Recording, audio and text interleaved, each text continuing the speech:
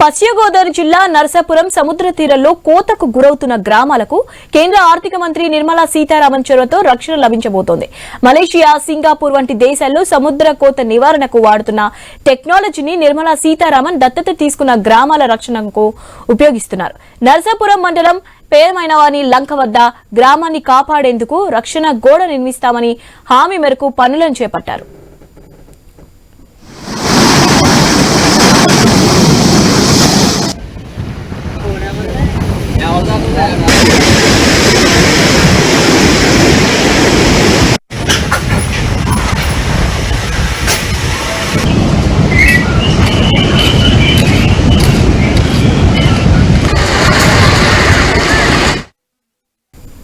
ప్రముఖ కార్పొరేట్ సంస్థ డిలైట్ ఇచ్చిన 13.5 కోట్ల ఆర్థిక సాయంతో గార్వేట్ టెక్నాలజీ సంస్థ ఆధ్వర్యంలో గోడ నిర్మాణం ప్రారంభించారు.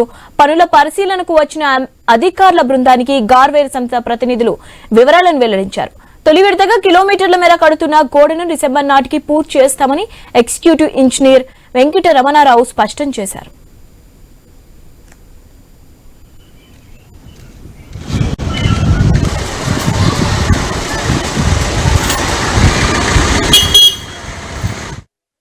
లంకలో యాంటీ ఎరోజన్ ఎంబాంక్మెంట్ కింద ఇది 1 కిలోమీటర్ స్ట్రక్చర్ ప్రపోజ్ చేశారు. ఇది ఇప్పుడు ఎగ్జిక్యూషన్ జరుగుతుందండి. దీని విలువ ఎక్విప్మెంట్ వాల్యూ 13.7 కోట్లు.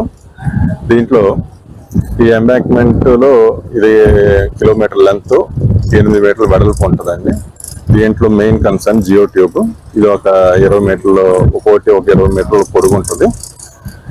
ఇది శాండ్ తో ఫిల్ చేస్తారండి, సర్వీస్ ల్యాండ్ తోని.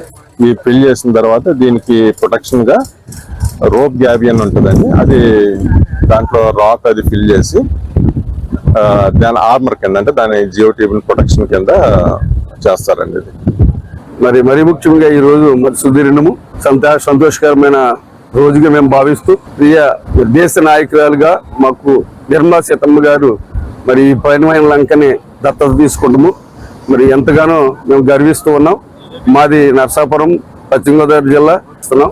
ఈ విషయంలో మరి మైనమల్లంక ఈ కోతకు గురైన కారణం చేత ఆవిడ తీసుకున్న దత్తతను బట్టి ఈ కోతకి గురి అవ్వకుండా ఉండాలని ఒక ప్రాజెక్ట్ వర్క్ ని చేసి ఈ సముద్ర పక్కనే ఈ 3 కిలోమీటర్లలో కల్వర్ట్ కట్టడానికి వారు పోల్చుకుని నిర్మించారు. ఇది ప్రారంభ దశలో ఉంది. దాన్ని బట్టి మేము ఎంతగానో గర్విస్తున్నాం. మరి ముఖ్యంగా